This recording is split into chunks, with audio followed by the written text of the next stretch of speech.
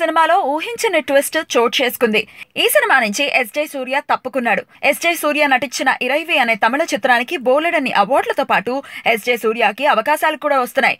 దీంతో సూర్య సినిమాలతో బిజీగా ఉన్నాడు.